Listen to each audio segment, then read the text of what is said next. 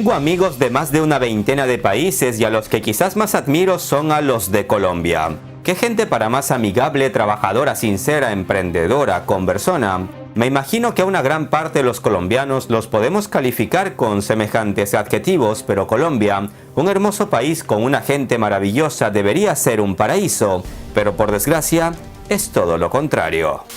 En el 2019, la Organización para la Cooperación y el Desarrollo Económicos calificaba a Colombia como un ejemplo de éxito en América Latina.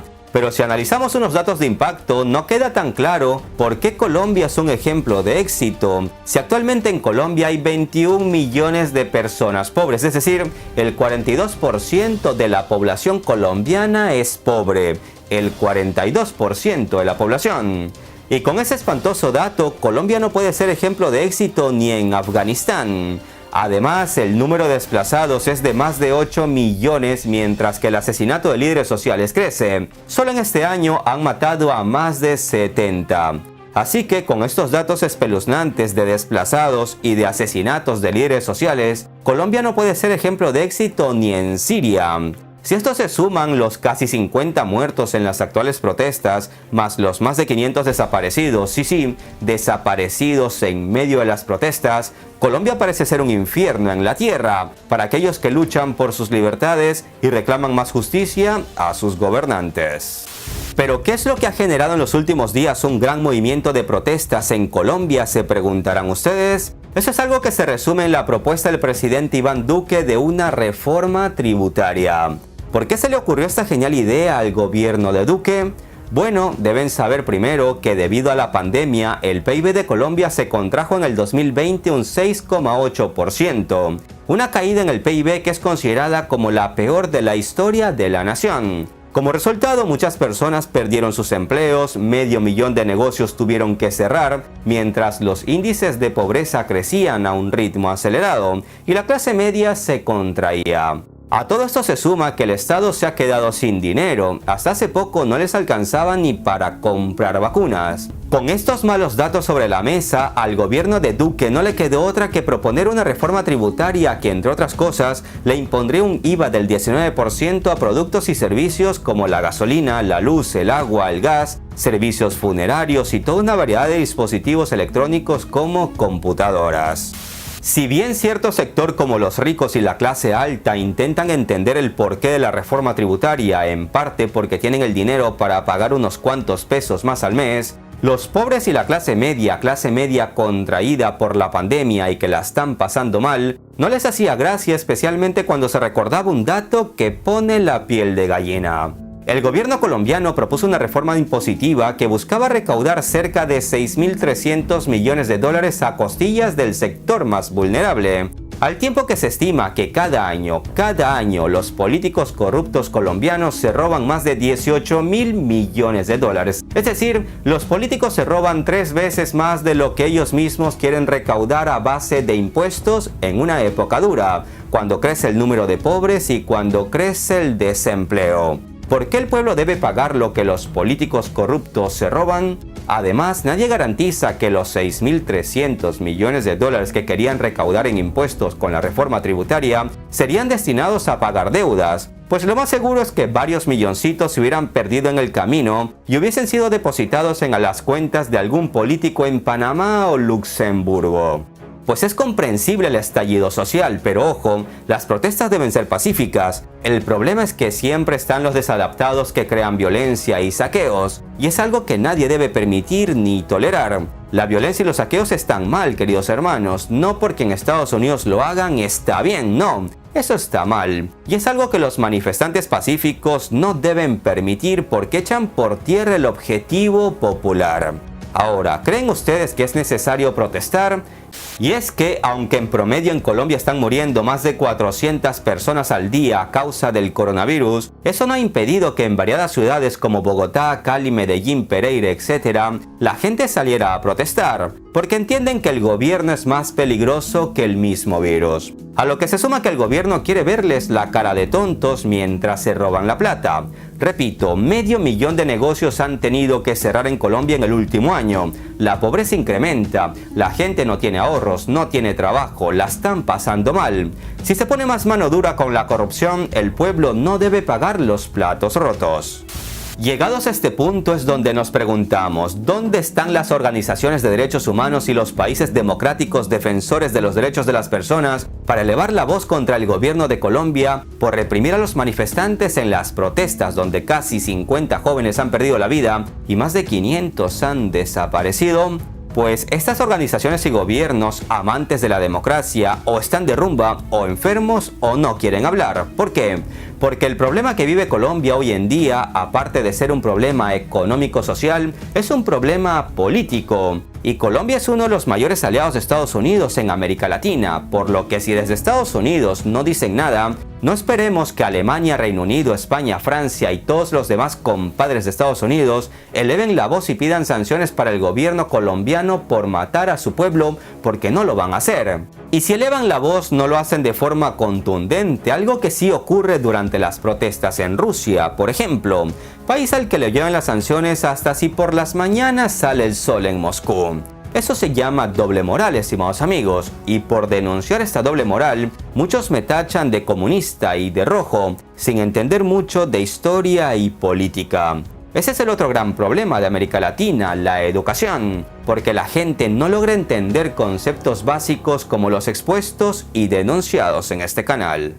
Tampoco debemos esperar mucho de las llamadas ONGs, es decir, las organizaciones no gubernamentales, porque estas a fin de cuentas no son del todo independientes como muchos podrían pensar, porque estas organizaciones necesitan financiamiento y en la mayoría de los casos denuncian o callan lo que es beneficioso para quienes las financian, empresas con fines políticos o directamente países que ocultan el financiamiento a las ONGs de manera magistral.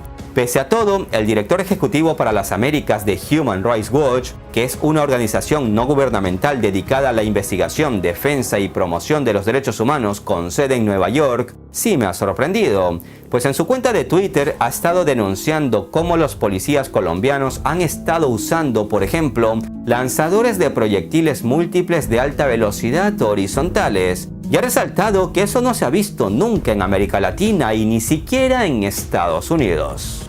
Recuerden que en Colombia solo hay plata para la guerra, escribía un usuario de Twitter y proseguía. Con esto están atacando a los jóvenes en Colombia, se le dice Venom, y disparan bombas aturdidoras y ráfagas de gases lacrimógenos e irritantes. Esta es Venom, la más sofisticada y costosa arma no letal que tiene el SMAT. ¿Saben cuánto vale cada proyectil? $71,17. Para la represión sí hay caja y presupuesto ilimitado, denunciaba en Twitter Sergio Marín, representante a la Cámara por Bogotá. Mientras, el ministro de Defensa colombiano, Diego Molano, respondía que las armas en cuestión se usan en caso de disturbios que afectan la tranquilidad y la seguridad, o cuando puede generarse violencia. No obstante, los videos muestran todo lo contrario, un uso indiscriminado de Venom contra los manifestantes, sin contar otras formas duras de represión policial.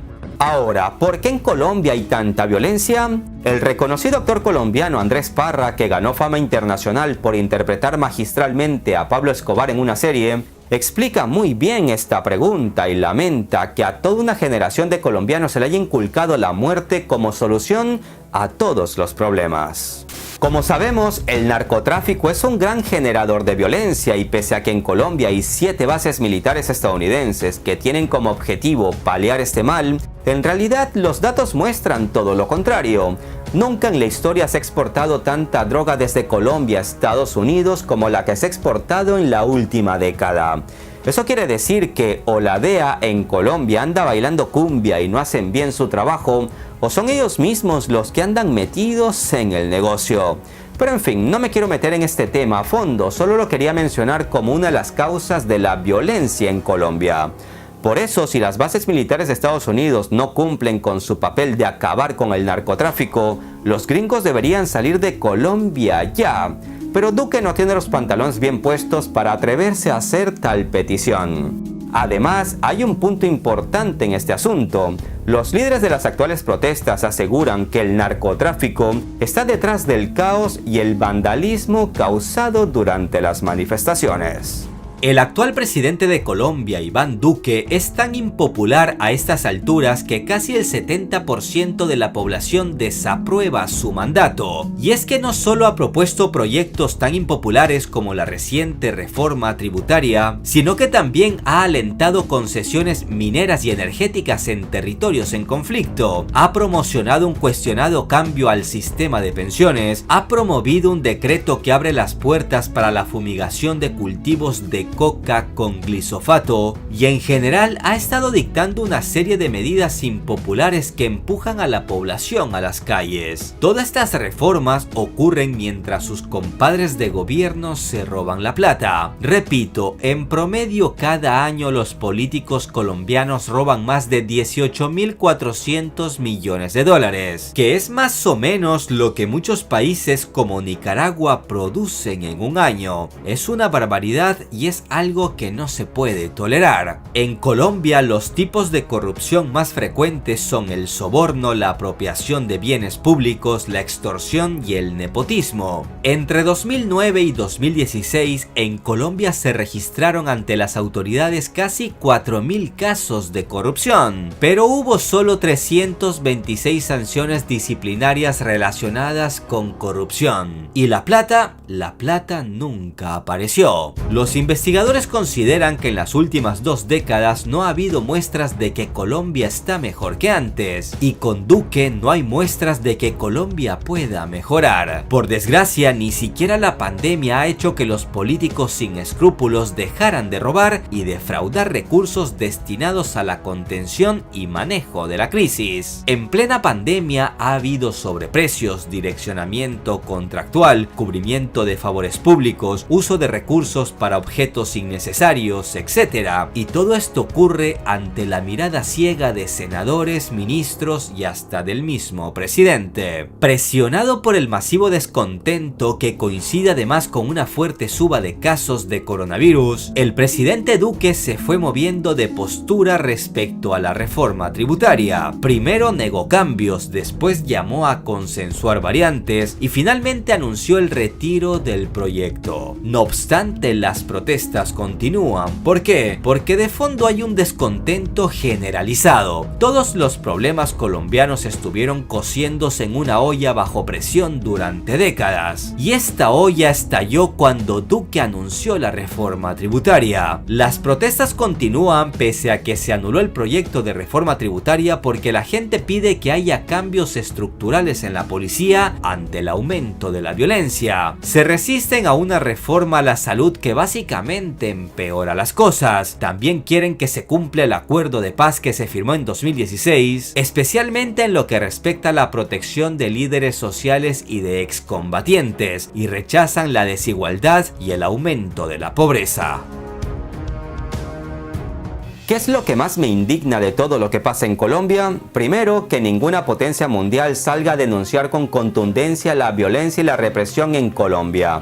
Porque si fuera en Rusia, donde en poco más de una semana se hubiesen matado a casi 50 personas en las protestas, escucharíamos día y noche que Putin es un demonio. Idem si pasara en Venezuela, eso primero. Segundo, el gobierno colombiano no puede seguir exprimiendo a la gente mientras hacen poco o nada por controlar la corrupción. Y tercero, me preocupa que la situación escale a más y todo acabe en una guerra civil. Por ello, es necesario que los países presionen al gobierno de Colombia para que dejen de reprimir con tanta violencia a los manifestantes. Y también es necesario que los manifestantes pacíficos, que son mayoría, no permitan que los violentos hagan de las suyas, porque a fin de cuentas son ellos los que están impidiendo que las peticiones del pueblo sean escuchadas con seriedad y preocupación. No obstante, hay que ver el otro lado de la historia que muchos medios intentan ocultar o no lo denuncian con claridad.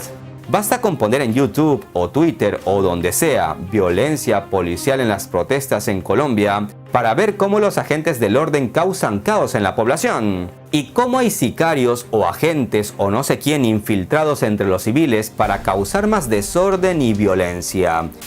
Colombia, un país maravilloso, ha sido convertido en un infierno. Solo espero que el pueblo y los gobernantes encuentren pronto una solución. Estimados amigos, hagan el bien sin mirar a quién. Elijan bien a sus gobernantes. Un abrazo virtual a todos. Hasta la próxima.